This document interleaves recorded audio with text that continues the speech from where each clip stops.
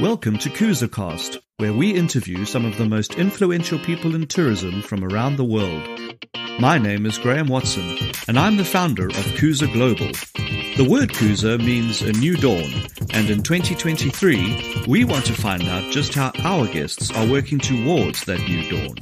Join us and subscribe to future episodes as we hope to inspire you with stories of strength and resilience in the tourism industry.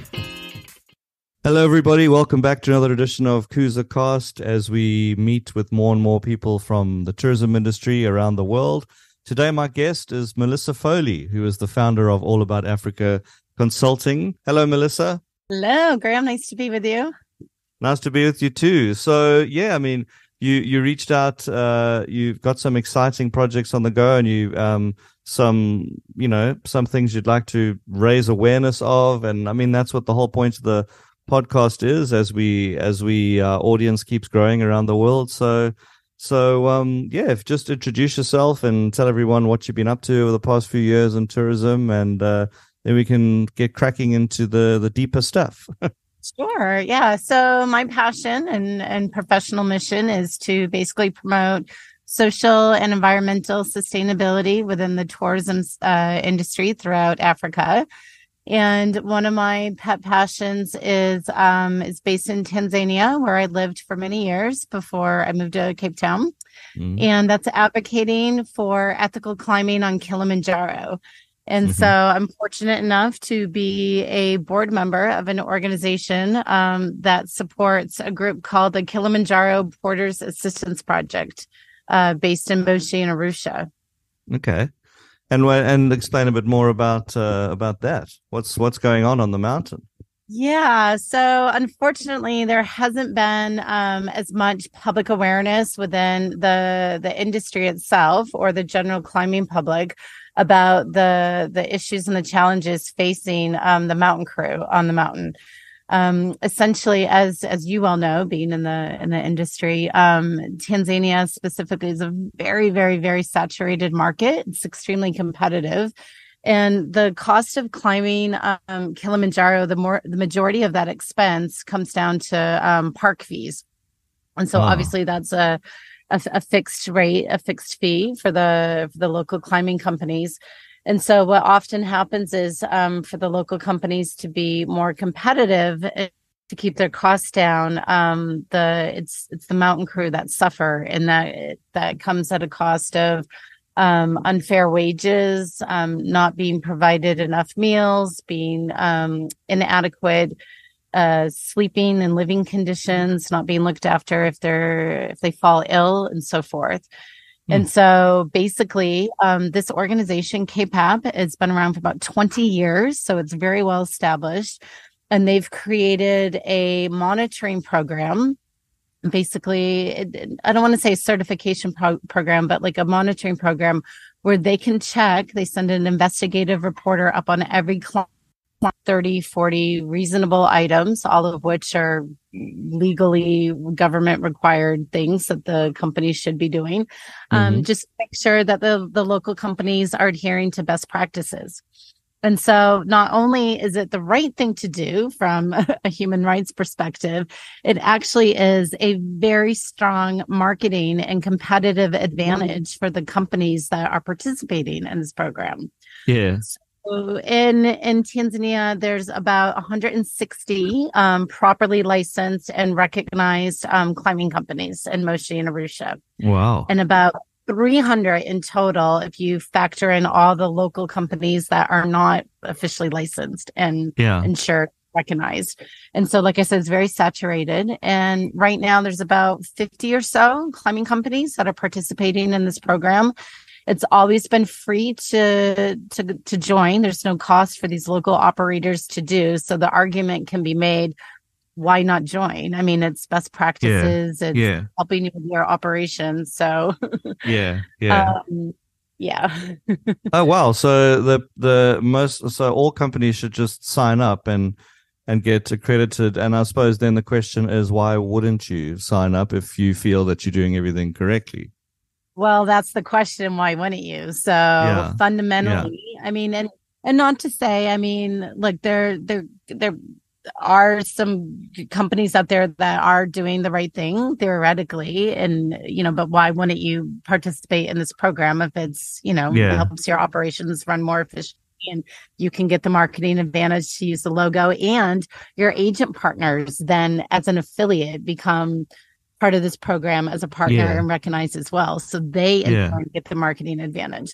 But unfortunately the issue is that a lot of these companies are not willing to adhere to the standards that we require. And the standards that we require genuinely are the bare minimum requirements of what the government and industry standards are. So it's not like we're asking anything unreasonable or outrageous. It's just the lack of transparency and the unwillingness to pay minimum wages and But do you know if every single company's been approached and is aware of your program? Well, 20 years, this, and I'm sure you know Tanzania, it's a very small market. Everybody knows everybody if you sneeze. People know it. And so, yes, it's very aware. The organization itself, it's a very small grassroots group, and they've had very limited resources. And so their focus has always been on the actual program itself, on the monitoring. And they offer substantial additional resources to this demographic as well, because as you can imagine, they're pretty much the most exploited in the tourism supply chain. And so they offer a lot of educational classes like English, first aid, leave no trace, first aid wilderness safety training, HIV/AIDS, micro lending, alternative income generating classes, and so forth. But in fact, during the pandemic, we actually pivoted and provided substantial additional resources to both the porters and the small business climbing companies in terms of how to deal with, cancellations and how to communicate to clients. That we were recognized by WTM Responsible Tourism Awards and won Africa, and we won international for supporting communities during the pandemic. So, the amount of resources that we provide to the community is substantial, but unfortunately, over the years, we just haven't had a lot of resources to create the public awareness within the agents and the climbing public to get more consumer drive, to get the local companies to do that. And so when I moved to Tanzania about 6 or 7 years ago and got involved in the African tourism industry and going to all these shows like Indaba and ITB and WTM, that's when it really presented a good opportunity to start having these conversations. And so through that, we've seen a big shift of that awareness, where more of the international agents and more social media and more push has been pushing the local climbing companies to start engaging. And we've had a 30% increase in new local companies participating in the program due to consumer and agent pressure. Yeah. And how does the program actually make money if the operators, is it just donations? Yeah, it's an NGO. We completely rely on angel donors to support us. And so if anyone is passionate about this demographic, happy to. Well, just quickly, while we're on the topic, how do people go and have a look and support? What's the website? Yeah. The website is Kili, Kili, porters.org. KiliPorters.org. Okay. And, I suppose the question from businesses that haven't signed up is then, I suppose, what makes you what makes the organization able to make rules that they feel are, not, that should be adhered to? And I'm just playing devil's advocate. I mean, it would be, sure, of course, if someone came to my business and said, well, I don't feel that you're doing this the right way, I'd say, well, it's, I mean, are you saying that there's laws being broken and basic human rights or laws and stuff like that? You talk about minimum wage. So surely surely that's a legal issue that the government needs to get involved, or the police or something. Well, should and do are two different things. So, we're enforcing what the daily minimum, what the government and what the national parks have deemed is a minimum wage per day for the porters. So we're ensuring that's being enforced. Yeah. And so because the park isn't doing it, the government's not doing it, and self-regulation is not an option. So it's us as an independent third party to verify with the crew that it's being done. And then we're also verifying that the crew gets paid within 2 days of the descent of the climb. Mm-hmm. And then it's other things that, one might argue is a bit more ambiguous, but we've been running operations on the mountain for 20 years. So we know all the ways things can be exploited. So a lot of time these porters will have to pay bribes to the guides in order to be selected to go on to the climb. So we've got stopgaps for that. And then it's also the tipping process. So at the end of the climb, a lot of times the clients will want to give tips. The guides will say, "Oh, just give me the money and I'll hand it out to the rest of the crew." But we say, no. You must the climbing companies must educate the clients and say you must individually give the tip directly to each person so that you're ensured that everyone gets their fair share. No one loses it. Yeah. Oh, well, that's very, very interesting. As you say, it's something that no one really gives a thought to, and if there are issues that need to be highlighted, I think that I think you will agree that it's important to also highlight that just because a company hasn't signed up doesn't mean they're doing anything wrong. Agreed. Agreed. I mean, we welcome everybody to participate. Like I said, it's free, and all they have to do is just, again, adhere to the minimum standards. And so, we're hoping, there'll be more engagement and more companies will, we're hoping, opportunities like this to talk about it and to more awareness will incentivize people to have the conversation and to find out more. And it's very simple. And actually, if you ask any of the near 50 local companies, every one of them will tell you not only have they gained business because of it, it's actually increased the efficiency of their operations of their process.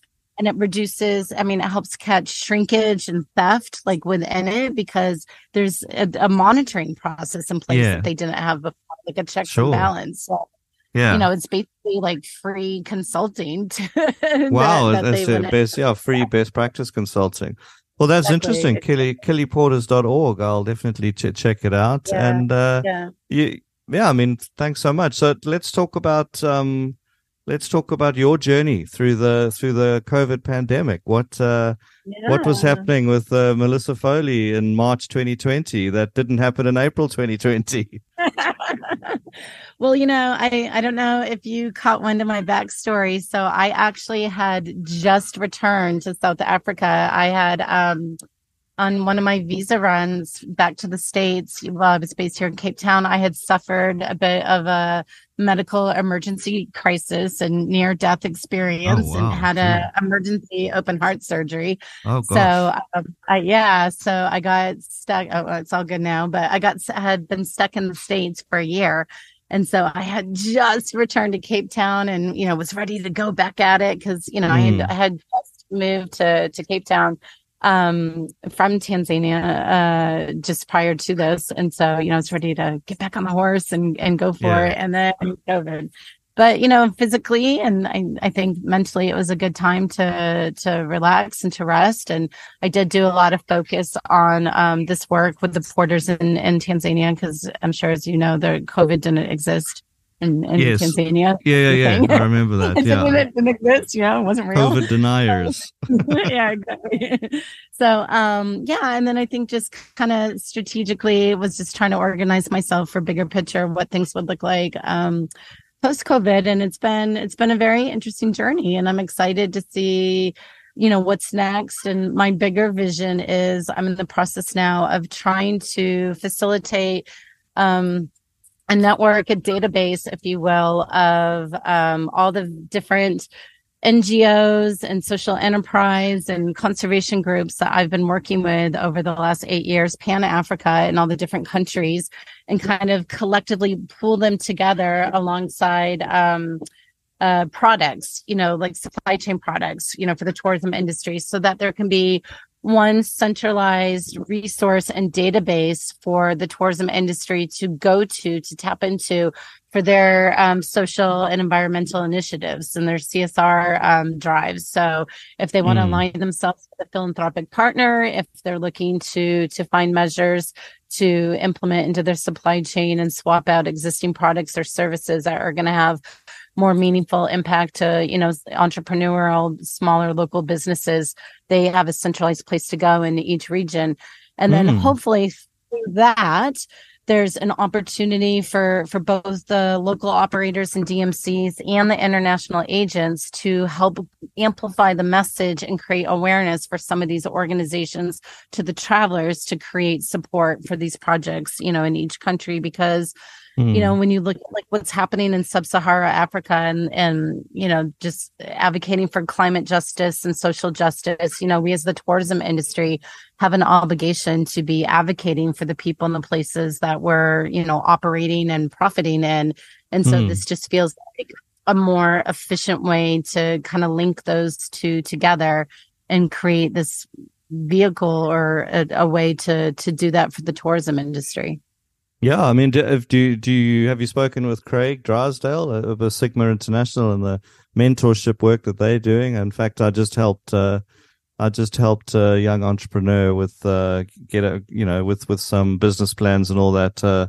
He definitely will be around it in Darba, so you should, because that's the National Department of Tourism run a program to help young entrepreneurs in the tourism industry. And if you want to, it's just all the sources of your, if you wanted to say, you create a database of all the entrepreneurs. And then I don't know if you've ever come across your fellow countrywoman who lives in Cape Town, Shannon Elizabeth.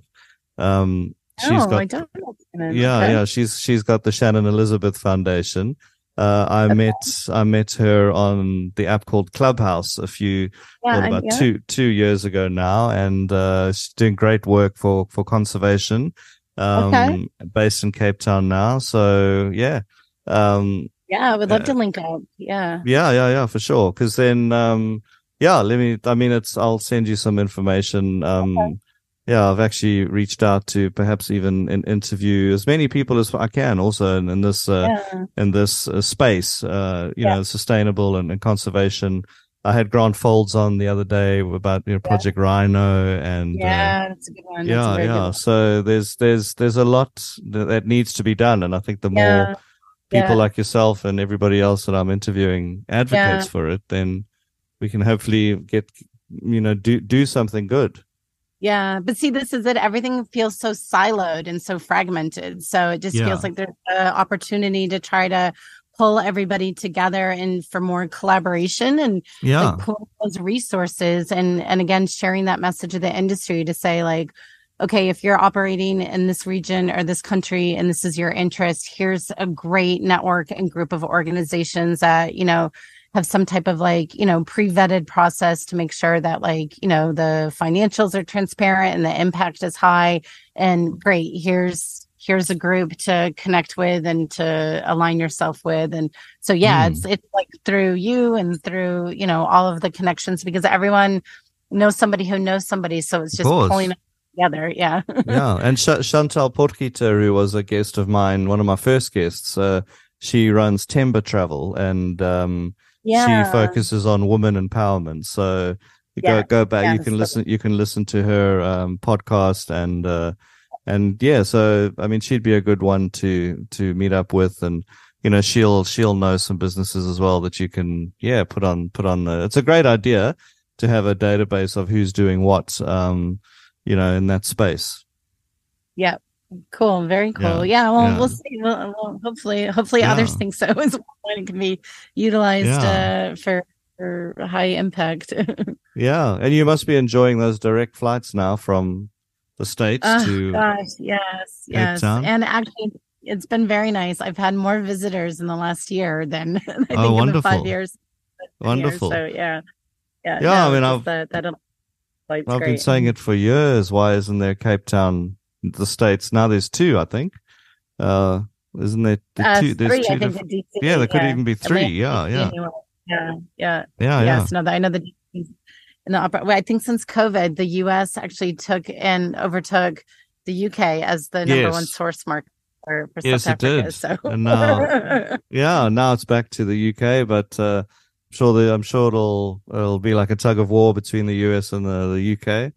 As long as they spend money, I just want them to spend money like responsibly and to like that they're doing well in the community and out in the bush, and that we're providing enough opportunity for them to do no harm.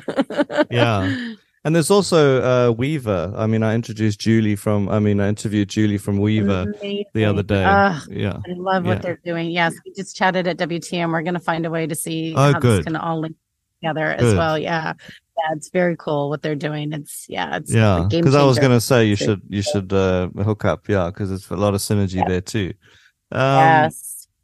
And what's in the future apart from just trying to help out and, with all the sustainability? Are you, talk about your actual representation as well. Like what do you focus on there? That's fun. I love the travel, but this is really my real passion. So I'm repping a client in Australia in August with the Africa Showcase crew. They're so fun. Oh, wonderful. Yes. Yeah. So that'll be nice to go down under. That's one focus of it, but really the networking, the connecting, the NGOs, the conservation into the supply chain. I think right now that's pretty much my primary focus. And then trying to help, the small businesses like tell that as their story. We hear so much about greenwashing. Yes. and how we can actually tell more authentic stories. But only if it's really sincere and if it's really having proper connections to the community and really supporting conservation in a genuine way. And so people just, most people do want to do that. They just don't know how. And so I feel like there's an opportunity there to bridge that gap. So yeah, absolutely. Okay, well, it sounds like it's going to be an exciting Indaba. This podcast will probably go out after Indaba, but so I may have to do a little footnote or something as to how it all went. But so we'll definitely see you there, and looking forward to it. And I just thank you so much for all the work you're doing, and onwards and upwards for you and everything that you're trying to achieve. And we'll just try and network and introduce everybody to anybody, and let's tackle the problems together. Yeah. I agree. Thanks, Graeme. Keep up the great work. I love what you're doing with these and spreading awareness and, getting all the key folks out there. So thank you. Awesome. See you soon, Melissa. Thanks a lot. Great. Thanks, Graeme. Have a great day. You too. Everybody. Bye. Bye. Thanks for tuning into Kusa Cast, where we explore the world of tourism with leaders from all corners of the globe. Join me, Graeme Watson, for future episodes as we dive into the latest trends and insights from the industry. Don't forget to subscribe and leave a rating, and we'll see you next time on Kusa Cast.